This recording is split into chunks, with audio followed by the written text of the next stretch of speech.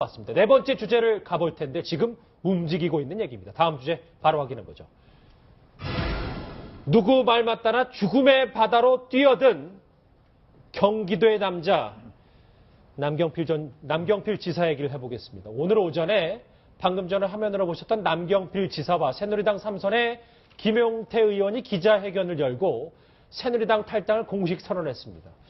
저희가 남경필 지사 직접 만나보겠습니다. 남 지사님 안녕하십니까? 네, 안녕하십니까? 탈당한 지 4시간 되셨네요. 네, 새누리당에는 몇 년 정도 몸을 담으셨죠? 한 20년 있었습니다. 20년 되셨는데 탈당한 지 4시간 되셨군요.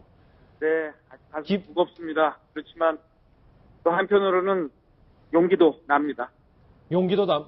근데 지금 방금 전에 속보가 들어왔는데 이정현 대표가 탈당한 남경필 지사와 김용태 의원의 성공을 기원한다 이런 얘기를 했는데요. 네, 감사한 말씀인데요. 저희 예. 개인보다 지금은 나라 걱정을 해야 할 테니까 빨리 우리 이정현 대표께서 우리 박근혜 대통령께 고언을 좀 하셨으면 좋겠어요. 대통령 찾아가세요. 네, 그게 당대표가 하실 일이죠. 저도 물러나겠습니다. 그러니 대통령께서도 뭐 조건 걸지 말고 이 손으로 완전히 물러나 주십시오라고 말씀드리는 게 대통령과 우리 당과 더 크게 나라를 위해서 그런 일을 해야 되는 거 아닐까요?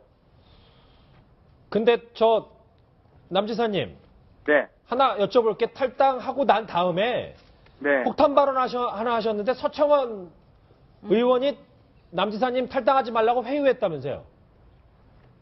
뭐 구체적인 말씀을 제가 하나하나 드리진 않겠고요. 우리 지금 대한민국 정당에서 예.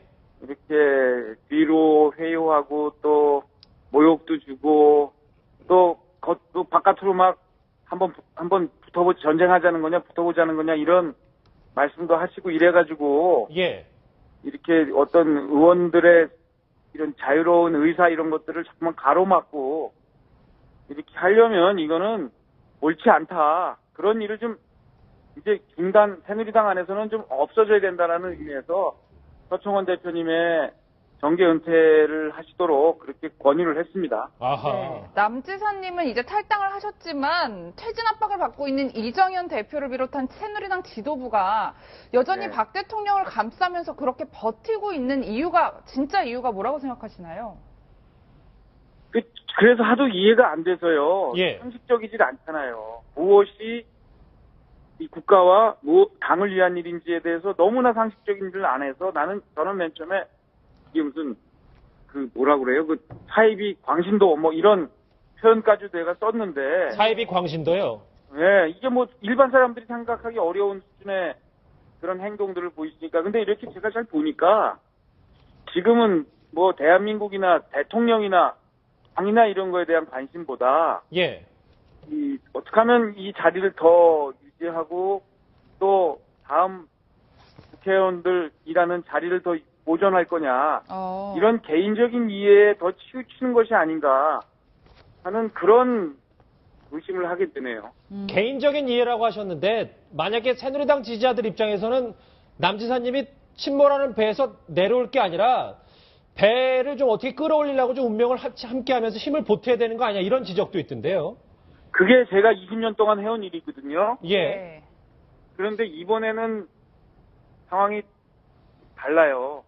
왜냐하면 그간에 새누리당 저기 있으면서 저희가 천막 당사도 쳐봤고 또 옛날에 차떼기 때는 거의 당이 없어질 뻔했는데 그때는 저희는 국민들한테 무조건 잘못했습니다. 예.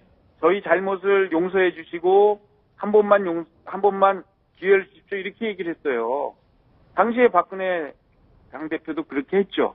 근데 지금 대통령과 지금 대통령을 감싸는 몇몇 친박 지도부는 거꾸로 우리가 무슨 잘못을 했느냐.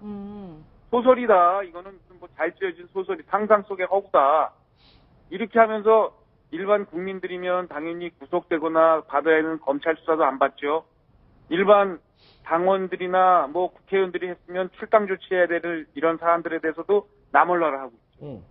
그러니까 이거는 도대체 말로 얼마든 뭘 얘기해도 지금은 다들 모른 척 하니까, 아이고, 이제 방법이 없구나. 바깥에서 정말 새롭게 한번 건설해보자. 이런 생각을 갖게 됐습니다. 남지사님, 말씀 중에 죄송한데 지금 이정현 대표가 기자회견을 하고 있는 것 같아요. 근데 속보가 들어오는데, 네. 그래서 남지사님 탈당한 다음에 계속 저런 얘기를 해서 그러는데, 특검과 대통령 탈당을 법에 따라서 진행되면 수용하겠다라고 하네요.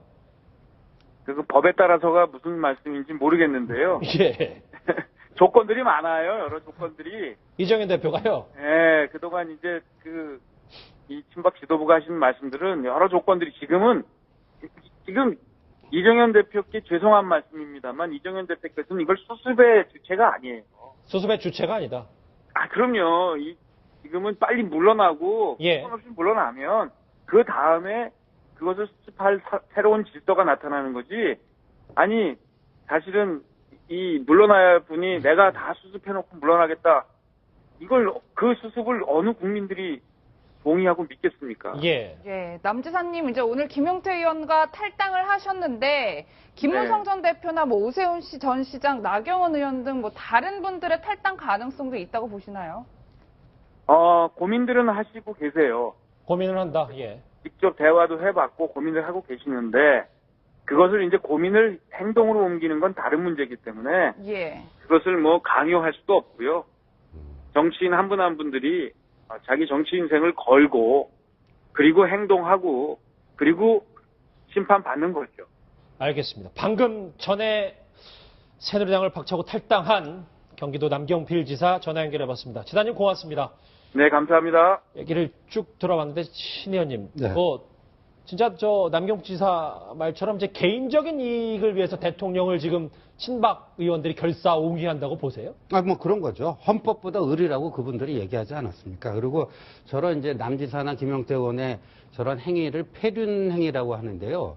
이분들이야말로 대한민국을 배신하고 대한민국 헌정 질서를 지금 뭉개놓은 사람들인데, 예. 이게 헌법보다 의리라고 하는 게 친박계의 정치 철학인 거는 좀 분명한 것 같아요. 예. 그리고 정치라는 거는요, 어떤 당위성도 있어야 되지만 그 현실성이 있어야 되거든요. 예. 주장의 당위성도 있어야 되지만 현실성이 있어야 됩니다. 그런데 지금 박근혜 대통령 물러나라 하는데 안 물러나잖아요. 오히려 거꾸로 반격하잖아요. 이정현 지도부 똑같습니다. 박근혜 대통령이 안 물러나는데 이정현 지도부가 왜 물러납니까? 예. 왜 물러납니까? 그러니까 당 내부에서 이정현 물러나라는 열심히 해야 되겠지만 스스로 물러날 가능성은 대통령이 하야할 가능성이 없는 것과 마찬가지다. 그렇다면 현실적인 길을 택해야 되는데, 그래서 이제 오늘 남경필 김용태 두 분이 예. 선도 탈당한 게 아닌가 보여지고요. 저는 이렇게 생각해요. 새누리당이요, 이제 국회의원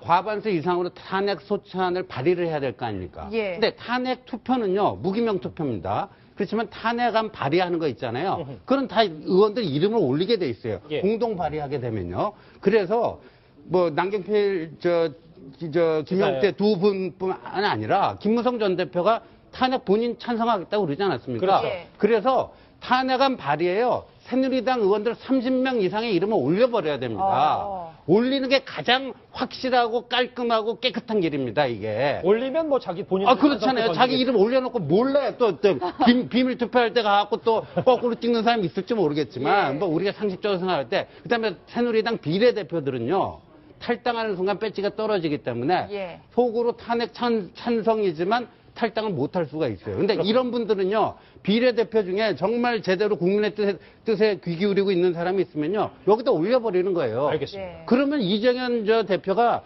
출당을 시킬 거 아니에요. 출당시키면 배지 유지가 돼요. 지금 이런 대단히 어수선한 전국에 오늘 오전 김영삼 전 대통령 서거 1주기 추도식이 있었습니다. 정치 원로들이 작심한 듯 쓴소리를 쏟아냈는데 그 목소리 한번 같이 들어보실까요? 어쨌든 간에 나라가 빨리 수습이 돼야지. 이게 뭐예요, 이게. 정말 고인에 대해서도 우리가 면목이 없어, 나라가. 이게 무슨 개판 아니야, 지금? 수습해야지요, 빨리. 예. 대통령이 좀 어떻게 해야 된다고 보시나요? 말할 나이가 없지. 국민들은 어지러운 나라, 세상을 어지럽지 않게 하는 게 대통령의 최종적 책임이다, 이 말이야. 그것지도 물어볼 필요가 없는 거 아니에요?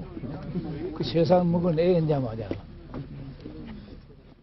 윤 여사님 되게 세게 말씀하시네요. 원래 어떻게 들으셨어요? 그러니까 김영삼 대통령이 지금 살아 계셨다면은 정말 그 김대중 대통령과 함께 정말 그 자탄을 하고 계시지 않을까 하는 생각이 들고요. 정말 오늘의 지금 이 헌법이 직선제, 우리가 우리 손으로 대통령을 뽑는 이 직선제가 바로 YSDJ 두 분의 87년 항쟁, 민주협을 앞장세워서 국민운동본부와 함께 했던 것 때문에 이렇게 와 있는데, 그때 같이 민주화운동을 했던 저분들의 참 그 감회가 많이 새롭고, 더욱더 김영삼 대통령이 생각나는 오늘 일주기 날일 거라고 저는 여겨집니다. 근데 아까 저 박근혜 대통령이 정치 입문했을 때 그 국회에서 이제 선서할 때 보니까 그 뒤에 바로 김수환 전 의장의 모습이 잠깐 저 지나갔었는데, 그만큼 뭐 오늘 여러 원로들이 왔는데 많은 생각이 들 것 같아요, 위원정 의원님.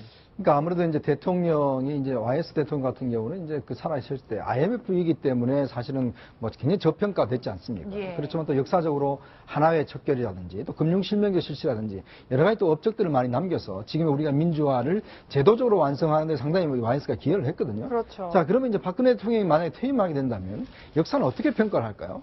무엇을 잃었다고 평가할지 참 저는 암담합니다. 이 5년이라는 시간 자체가 얼마나 중요합니까? 근데 이 5년 동안은 정말 아무것도 이뤄놓지 못한 그러한 시간이었다면 역사가들은 이 5년을 정말 암흑기라고 이야기하지 않을까요? 매일매일 이 뉴스특급 진행하는 중에 뉴스가 쏟아지는 게 이게 그렇게 달갑지만은 않은 것 같습니다. 여러분은 지금 뉴스특급과 함께하고 계십니다.